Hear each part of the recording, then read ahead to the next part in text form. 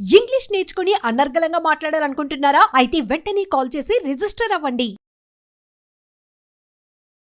నమస్కారం అలగరి రవీంద్రనాథ్ గారు. నమస్తే అండి సిరి గారు. సార్, ఒక అపార్ట్మెంట్ ఫ్లాట్ మనం కొనుక్కునేటప్పుడు ఏదైతే నిర్మించిన భవనంతో పాటు భూమి మీద కూడా మనకైతే ఎవరైతే బయ్యర్ ఉంటారో వారికి హక్కు ఉంటుంది.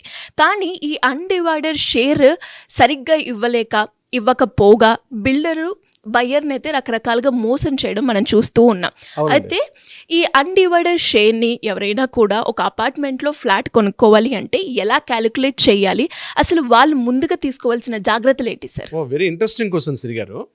ఒక ఫ్లాట్ పర్చేజ్ చేసేటప్పుడు, ఒక అపార్ట్మెంట్లో ఫ్లాట్ పర్చేజ్ చేసేటప్పుడు కొన్ని జాగ్రత్తలు అయితే తీసుకోవాలి. ఎక్కడెక్కడ మోసాలకు జరిగే అవకాశం ఉంటుంది, బిల్డర్స్ ఏ రకంగా మోసం చేస్తారు, ల్యాండ్ లార్డ్స్ ఏ రకంగా మోసం చేస్తారన్నది నేను క్లియర్గా చెప్తాను. దీంతో పాటు అన్డివైడెడ్ షేర్ ఏదైతే ఉందో దాన్ని ఎలా మెజర్ చేసి అన్డివైడెడ్ షేర్ని మన డాక్యుమెంట్లో మనం నోట్ చేసుకోవాలి.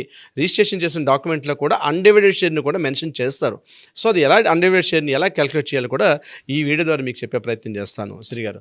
ఫస్ట్ ఏంటంటే, అపార్ట్మెంట్లో మనం ఫ్లాట్ పర్చేజ్కి వెళ్తాం. వెళ్ళేటప్పుడు ఏం చేస్తామంటే ఏదో చూస్తాము, అద్భుతంగా ఉంది, రేట్ డిస్కషన్ చేస్తాం, డాక్యుమెంటేషన్ చూస్తాం, ఓకే అనుకున్న తర్వాత చాలా చోట్ల ఏం జరుగుద్దంటే ఒక డేట్ చెప్తారు, ఈ పలానా డేట్కి రండి సార్ రిజిస్ట్రేషన్ ఆఫీస్కి అని అంటారు. రిజిస్ట్రేషన్ ఆఫీస్కి వెళ్తాం. వెళ్ళంగానే అక్కడ ఇమీడియట్గా ఫామ్స్ అని సంతకాలు పెట్టేసుకొని టక్కడగా చేస్తాం. డాక్యుమెంట్లో చూసేసరికల్లా ఫర్ ఎగ్జాంపుల్ మనం కొన్న ఫ్లాట్ ఒక 1500 స్క్వేర్ ఫీట్ ఉందని కూడా 3 BHK వెంటనే రిజిస్ట్రేషన్ చేసేసుకుంటాం, వచ్చేస్తాం. అక్కడ అన్డివైడెడ్ షేర్ అనేది చాలా చాలా ఇంపార్టెంట్. అక్కడ ఎంత మెన్షన్ చేస్తున్నారు అన్నది చాలా ఇంపార్టెంట్. ఇక్కడ ల్యాండ్ లార్డ్స్ కావచ్చు, అంటే ఈ ల్యాండ్ ఒరిజినల్ ఓనరు, అదేవిధంగా ఈ ల్యాండ్ లార్డ్ ఎవరైతే బిల్డర్కి డెవలప్మెంట్కి ఇస్తాడో బిల్డర్, వీళ్ళందరూ తెలియకుండానే కొంత ల్యాండ్ని వాళ్ళ పేరు మీదుగా హోల్డ్లో పెట్టేసుకుంటారు. అది మనం తెలియకపోతే మనకు తెలియకుండానే ఆ ల్యాండ్ మీద మనకు కూడా కొన్ని హక్కులు ఉంటాయి. మన అపార్ట్మెంట్లో ఒక 2nd ఫ్లోర్ కావచ్చు, 1st ఫ్లోర్ కావచ్చు, 10th ఫ్లోర్ కావచ్చు, 50th ఫ్లోర్లో కావచ్చు, ఎక్కడున్నప్పుడు కూడా అక్కడ ఉన్నటువంటి ల్యాండ్ మీద కూడా మనకి హక్కు ఉంటుంది. That is called undivided share అంటారు. కేవలం అపార్ట్మెంట్లో ఫ్లాటే కాకుండా ఫ్లాట్తో పాటు మనకు అక్కడ ఉన్నటువంటి ల్యాండ్ మీద కూడా మనకు ఒక హక్కు ఉంటుంది. దాన్ని అన్డివైడెడ్ షేర్, UDS అంటారు టెక్నాలజీలో. అన్డివైడెడ్ షేర్ కూడా మెన్షన్ చేస్తారు. ఫర్ ఎగ్జాంపుల్ ఇప్పుడు నేను చెప్పినట్టుగా ఒక 1500 స్క్వేర్ ఫీట్ 3 BHK ఫ్లాట్, దాని పక్కనే అన్డివైడెడ్ షేర్ ఎన్ని స్క్వేర్ యార్డ్స్ లో రాస్తారు, స్క్వేర్ ఫీట్స్ లో కూడా రాస్తారు. ఇది యాక్చువల్ గా ఉంటుంది. సో బిల్డర్ రకరకాలుగా మోసాలు చేసే అవకాశం ఉంటుంది. నేను ఈ వీడియో ద్వారా మీకు ఆ మోసాలు కాకుండా ఎలా మనం అలర్ట్ గా ఉండాలి నేను మీకు చెప్పే ప్రయత్నం చేస్తాను. ఫర్ ఎగ్జాంపుల్ ఫస్ట్ ఈ డిఫరెన్స్ తెలుసుకోండి. Square yard, square feet. ల్యాండ్ని స్క్వేర్ యార్డ్స్లో కొలుస్తారు, అపార్ట్మెంట్స్లో ఫ్లాట్స్ని స్క్వేర్ ఫీట్స్లో క్యాలిక్యులేట్ చేస్తారు. ఇది గుర్తుపెట్టుకోవాలి మనం. ప్లాట్ కొనేటప్పుడు PLOT ప్లాట్ కొనేటప్పుడు స్క్వేర్ యార్డ్స్లో కౌంట్ చేయాలి. అపార్ట్మెంట్స్లో ఫ్లాట్స్ కొనేటప్పుడు FLAT ఫ్లాట్ కొనేటప్పుడు స్క్వేర్ ఫీట్స్లో కౌంట్ చేస్తే ఇది అందరికీ తెలిసిన విషయమే. అయితే ఇక్కడ ఎలా కౌంట్ చేస్తారు ఎగ్జాంపుల్ చెప్తాను. ఒక 1000 స్క్వేర్ యార్డ్స్ ల్యాండ్ ఉంది. ఒక 1000 స్క్వేర్ యార్డ్స్ ల్యాండ్ ఉంది. 1000 స్క్వేర్ యార్డ్స్ ఉన్నటువంటి ల్యాండ్లో ఫర్ ఎగ్జాంపుల్ బిల్డర్ ఒక 5 ఫ్లోర్స్ కట్టారు అనుకుందాం. 5 ఫ్లోర్స్ అంటే ఈచ్ ఫ్లోర్లో 4 ఫ్లాట్స్ ఉన్నాయి అనుకుందాం. For example 1000 square yards land, అందులో బిల్డర్ ఏం చేశాడు, 5 ఫ్లోర్స్ కన్స్ట్రక్షన్ చేశారు. 5 ఫ్లోర్స్ కన్స్ట్రక్షన్ చేసినప్పుడు ఈచ్ ఫ్లోర్లో 4 ఫ్లాట్స్ ఉన్నాయి అనుకుందాం. అట్లా 5 ఫ్లోర్స్.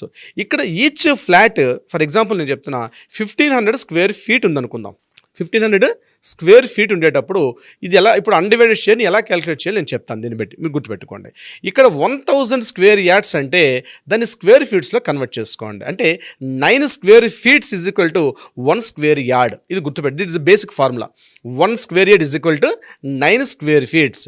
ఇక్కడ 1000 స్క్వేర్ యార్డ్స్ అంటే 9000 స్క్వేర్ ఫీట్స్. ఇది గుర్తుపెట్టుకున్న point number 1.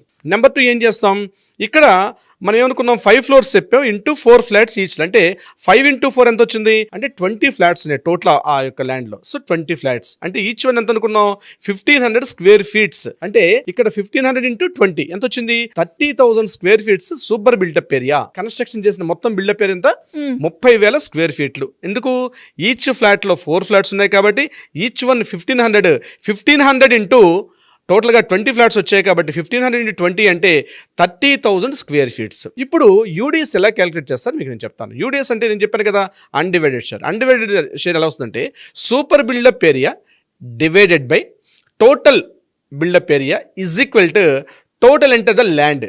Okay. Super buildup area divided by total buildup area ఎంతైతే వస్తుందో ఆ figure into total land size వేస్తే అప్పుడు మనకి UDS వస్తుంది. ఇది బేసిక్ ఫార్ములా. మళ్ళీ చెప్తాను చూడండి, super buildup area divided by ఏదైతే total buildup area, super buildup area divided by total buildup area వచ్చిన ఫిగర్ ఏదైతే ఉంటుందో అది ఇంటూ కింద ఉన్నటువంటి ల్యాండ్లో ఉన్నటువంటి సైజ్, ఇది వేస్తే అప్పుడు యూడిఎస్ మనకు వస్తుంది. ఇప్పుడు నేను చెప్పినటువంటి ఎగ్జాంపుల్ ఇక్కడ నేను తీసుకుంటాను. ఇక్కడ ఏమైంది, సూపర్ బిల్డప్ ఏరియా అంటే ఒక ఫ్లాట్, ఇండివిజువల్ ఫ్లాట్ ఎంత వచ్చింది, 1500 స్క్వేర్ ఫీట్. ఇది super buildup area. Super buildup area divided by total buildup area అంటే ఎంత వచ్చింది, 30,000 స్క్వేర్ ఫీట్స్. అంటే 1500 డివైడెడ్ బై 30,000 వేస్తే ఎంత వచ్చింది, 0.05. 0.05 ఇంటూ టోటల్ ఇక్కడ ల్యాండ్ ఎన్ని స్క్వేర్ ఫీట్స్ ఉంది, 9,000 స్క్వేర్ ఫీట్లు అని చెప్పాను. అంటే 1000 స్క్వేర్ ఇయర్స్ అంటే 9,000 స్క్వేర్ ఫీట్స్ అని చెప్పాను కదా. ఇక్కడ 0.05 ఇంటూ 9,000 వేయండి. అప్పుడు వచ్చింది మనకి ఎంత, 450, అది స్క్వేర్ ఫీట్స్. ఎందుకంటే ఇవన్నీ కూడా మనం స్క్వేర్ ఫీట్స్లో కౌంట్ చేస్తున్నాం కాబట్టి 450 స్క్వేర్ ఫీట్స్ వస్తుంది. 450 స్క్వేర్ ఫీట్స్ని నేను మళ్ళీ 9తో డివైడ్ చేయమని చెప్పాను, ఎందుకు స్క్వేర్ ఇయర్స్లో కన్వర్ట్ చేయాలి కాబట్టి. 450 స్క్వేర్ ఫీట్స్ డివైడెడ్ బై 9 అంటే వచ్చింది మనకి ఎంత, 50 అంటే స్క్వేర్ యార్డ్స్. అంటే మీరు ఒక అపార్ట్మెంట్లో ఒక 1500 స్క్వేర్ ఫీట్ కొనేటప్పుడు అక్కడ ఉన్నటువంటి ల్యాండ్ సైజ్ 1000 స్క్వేర్ యార్డ్స్ అయితే మీకు వచ్చినటువంటి యూడిఎస్ అంటే అన్డివైడెడ్ షేర్ అంటే 50 గజాలు, 50 స్క్వేర్ యార్డ్స్ మీకు వచ్చినట్టుగా అర్థం అనమాట. ఈ 50 స్క్వేర్ యార్డ్స్ ఏదైతే ఉందో ఇది మీరు డాక్యుమెంట్లో మెన్షన్ చేయాల్సి వస్తుంది. అది ఎలా మనం తెలుసుకోవచ్చు అంటారు సార్, డాక్యుమెంట్లో ఇది ఉందా లేదా అన్నది ఎలా చూడొచ్చు అంటారు? డాక్యుమెంట్ రిజిస్ట్రేషన్ డాక్యుమెంట్ చేసినప్పుడు రిజిస్ట్రేషన్ డాక్యుమెంట్లో టోటల్ డీటెయిల్స్, ముందు సెల్లర్ ఉంటారు, సెల్లర్ తర్వాత buyer, first part second part అంటారు. ప్రాపర్టీ అమ్మినవాడు సెల్లర్ని ఫస్ట్ పార్ట్లో ఉంటారు, కొనుక్కున్న వ్యక్తి పార్ట్ 2 అంటారు, ఫస్ట్ సెకండ్ పార్ట్ అంటారు, లేకపోతే బయ్యర్ అంటారు. ఇది ఉంటాయి. దీని తర్వాత ప్రాపర్టీ యొక్క డీటెయిల్స్ రాస్తారు, ప్రాపర్టీ అంటే టోటల్ సైట్ యొక్క డీటెయిల్స్. ఆ డీటెయిల్స్ రాసిన తర్వాత మీరు ఏ ఫ్లాట్ అయితే కొనుక్కుంటారో ఆ ఫ్లాట్ కొనుక్కున్న దగ్గర మీరు సూపర్ బిల్డప్ ఏరియా లేదా కార్పెట్ ఏరియా అని మెన్షన్ చేస్తారు. అక్కడ carpet area for example 1500 square feets, పక్కన అన్డివైడెడ్ షేర్, ఆ అన్డివైడెడ్ షేర్ దగ్గర ఎన్ని స్క్వేర్ యార్డ్స్ అయితే ఫర్ ఎగ్జాంపుల్ 50 స్క్వేర్, ఇప్పుడు నేను చెప్పిన ఎగ్జాంపుల్ తీసుకున్నట్లయితే 50 స్క్వేర్ యార్డ్స్, ఇంకా స్క్వేర్ ఫీట్స్లో 450 స్క్వేర్ ఫీట్స్ అని మెన్షన్ చేయాల్సి వస్తుంది. ఇది చూసుకోండి.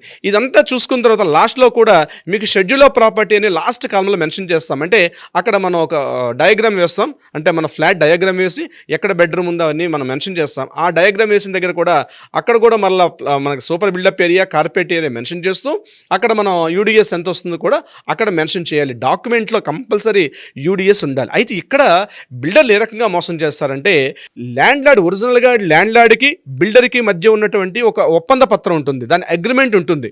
అంటే ఫర్ ఎగ్జాంపుల్ మీరు ఉన్నారనుకోండి, మీరు యాజ్ ఎ ల్యాండ్ లార్డ్గా ఉన్నారు, ల్యాండ్ లార్డ్ మీరు నాకు డెవలప్మెంట్కి ఇచ్చారు సైట్, అంటే మీ దగ్గర 1000 గజాల సైట్ నేను డెవలప్మెంట్ తీసుకుని కన్స్ట్రక్షన్ చేస్తున్నాను. కన్స్ట్రక్షన్ చేసినప్పుడు ఇప్పుడు ఇదే ఎగ్జాంపుల్ మనం 1000 స్క్వేర్ యార్డ్స్ తీసుకుందాం. 1000 స్క్వేర్ యార్డ్స్ మీరు నాకు డెవలప్మెంట్కి ఇచ్చేటప్పుడు నేను కన్స్ట్రక్షన్ స్టార్ట్ చేస్తా, అక్కడ షేరింగ్ రాసుకుంటారు. ఇక్కడ land lord share 50%, 50% builder share రాసుకుంటారు. అంటే టోటల్ ల్యాండ్ ఎంత వచ్చింది అక్కడ మెన్షన్ చేస్తుంటారు. ఇక్కడ మరీ గుర్తు పెట్టుకోవాల్సిన విషయం ఏంటంటే, ఇటువంటి డాక్యుమెంట్స్ రాసుకునేటప్పుడు మీరు మీ బిల్డర్ దగ్గర నుంచి మీ ఒరిజినల్ డాక్యుమెంట్ ఏదైతే ఉందో అగ్రిమెంట్ చేసుకున్న ఒరిజినల్ డాక్యుమెంట్ కంపల్సరీ చూడాలి. It's very very mandatory. అంటే ల్యాండ్ లార్డ్కి బిల్డర్కి మధ్య ఉన్నటువంటి ఏదైతే ఒప్పంద పత్రం లేకపోతే అగ్రిమెంట్ అంటామో, agreement is the very very most important. Agreement చూడాలి. ఒకవేళ కొన్నిసార్లు వాళ్ళు రాసుకున్న రేట్స్ కొంత హోల్డ్ చేయాలనుకునేటప్పుడు వైట్నర్ చేసి ఇవ్వండి, నేను చూసుకుంటానని చెప్పండి. బట్ అక్కడ మనకి ఫిగర్స్ ఇంపార్టెంట్. వాళ్ళు ఎంత అమౌంట్ పర్చేజ్ చేసుకున్నారది ఇక్కడ బయ్యర్కి ఇంపార్టెంట్ లేకపోయినప్పుడు కూడా అక్కడ ఉన్నటువంటి ల్యాండ్ సైజ్ ఎంత ఉంది, ఎన్ని స్క్వేర్ యార్డ్స్లో ఉంది, ఎన్ని స్క్వేర్ యార్డ్స్ ఉంది, టోటల్ ల్యాండ్ ఎన్ని స్క్వేర్ యార్డ్స్లో ఉంది, ఎన్ని స్క్వేర్ ఫీట్స్లో ఉంది, రెండు కూడా రాస్తారు. ప్రతి డాక్యుమెంట్లో కూడా ఈ రెండు విషయాలు ఉంటాయి. స్క్వేర్ యార్డ్స్ రాస్తారు, స్క్వేర్ ఫీట్స్ లో కూడా రాస్తారు. చదరపు అడుగులు, చదరపు గజాలు. స్క్వేర్ యార్డ్ అంటే చదరపు గజాలు, స్క్వేర్ ఫీట్ అంటే చదరపు అడుగులు, ఈ రెండు కూడా మెన్షన్ చేస్తారు. అది మీరు తీసుకొని ఇప్పుడు నేను చెప్పినటువంటి ఈ ఫార్ములా అప్లై చేస్తేనే డెఫినెట్గా అక్కడ మనకి యూడిఎస్ ఇంపార్టెంట్. యూడిఎస్ లేకపోతే ఏం చేస్తారంటే, ఈ అపార్ట్మెంట్ కట్టిన హై రేజ్ టవర్స్ కావచ్చు ఇట్లాంటి కట్టేటప్పుడు బిల్డర్ అదేవిధంగా ఉన్నటువంటి ల్యాండ్ లార్డ్స్ ఏం చేస్తారు, కొంత అన్డివైడెడ్ షేర్ ఇప్పుడు నేను చెప్పిన లెక్క ప్రకారం 50 స్క్వేర్ యార్డ్స్ దగ్గర వాళ్ళు ఒక 40 అని రాస్తారు. అంటే ప్రతి దగ్గర ఏం చేస్తారు, ఈ 10 రాస్తే సుమారుగా అక్కడ ఒక 10 ఫ్లాట్స్ ఉన్నాయి అనుకోండి, 10 ఇంటూ వేసుకుంటే వాళ్ళు తెలియకుండానే అక్కడ ఈజీగా ఒక 400 గజాలు తెలియకుండానే వాళ్ళందరూ హోల్డ్ చేసుకుని వాళ్ళు అవుతారు. సో ఒక బిల్డర్స్ అంటే ముఖ్యంగా బిల్డర్స్ కానీ అదేవిధంగా ల్యాండ్ లార్డ్స్ ఈ మోసాలు చాలా ఎక్కువగా జరుగుతుంటాయి. ఫస్ట్ పార్ట్ ఏంటంటే, అపార్ట్మెంట్లో ఫ్లాట్ కొనుక్కునేటప్పుడు టౌన్ ప్లానింగ్ అప్రూవల్ దగ్గర నుంచి వచ్చే అప్రూవల్ కాపీకి అదేవిధంగా ఇప్పుడు ఇతను కన్స్ట్రక్షన్ చేసిన దానికి ఎక్కడ డీవియేషన్ లేకుండా ఎంత కన్స్ట్రక్షన్ చేశాడని మనకు అక్కడ క్లియర్గా తెలిసిపోతుంది. ఆ తెలుసుకొని అప్పుడు మనం డాక్యుమెంట్ రిజిస్ట్రేషన్ డాక్యుమెంట్ కూడా ప్రిపేర్ చేసుకోవాలి. ఇక్కడ వెరీ వెరీ మోస్ట్ ఇంపార్టెంట్, చాలా చోట్ల 99% నేను చెప్తానండి, ఇక్కడ బిల్డర్ కానీ లేకపోతే వీరందరూ చేసిన రిజిస్ట్రేషన్ డాక్యుమెంటే యాస్టిస్గా రిజిస్ట్రేషన్ చేసేసుకుంటారు. నేనేమంటా అంటే ఒక అడ్వకేట్ని సంప్రదించండి, డాక్యుమెంట్ చూపించండి, లీగాలిటీ చూపించుకోవడం, document verification, site legality second అదొక పార్ట్. అది కాకుండా ఇది కూడా మోస్ట్ ఇంపార్టెంట్, ఈ డాక్యుమెంట్స్ చూపించి ఒక ఎక్స్పర్ట్ ఉన్నటువంటి ఒక అడ్వకేట్ తోటి మీరు ఆ డాక్యుమెంట్ రాయించుకోవడం కానీ లేకపోతే యూడిఎస్ని మెన్షన్ చేసుకోవడం వల్ల మీకు ఫ్యూచర్లో ఎటువంటి ఇబ్బందులు కానీ లేకపోతే బ్యాంక్ లోన్స్కి వెళ్ళేటప్పుడు కానీ ఎటువంటి ఇబ్బందులు లేకుండా ఉండే అవకాశం ఉంటుంది. సిరి గారు, అపార్ట్మెంట్లో ఎవరైనా కూడా ఫ్లాట్ కొనుక్కునేటప్పుడు అంటే మీరు అన్నట్టుగానే అన్డివైడెడ్ షేర్ గురించి కావచ్చు, లేదు అంటే ఆ ప్రాపర్టీ బాగుందా లేదా, నెక్స్ట్ ఫ్యూచర్లో అది ఎలా ఉంటుంది అనే గైడెన్స్ గురించి మిమ్మల్ని అప్రోచ్ అవ్వాలి అంటే ఎలా ఉంటుంది సార్? తప్పనిసరిగా సిరి గారు, కింద ఏదైతే నెంబర్ స్క్రోల్ అవుతుందో ఆ నెంబర్కి ఇమీడియట్గా కాంటాక్ట్ చేయగలిగితే మన లీగల్ టీం కంప్లీట్గా వాళ్ళకి సలహా సంప్రదింపులు ఇచ్చే అవకాశం కూడా ఉంటుంది. అదేవిధంగా డాక్యుమెంట్ వెరిఫికేషన్స్ కానీ లీగల్ ఒపీనియన్స్ కూడా వాళ్ళకి తప్పనిసరిగా మన లీగల్ టీం వాళ్ళకి సపోర్ట్ చేస్తారు.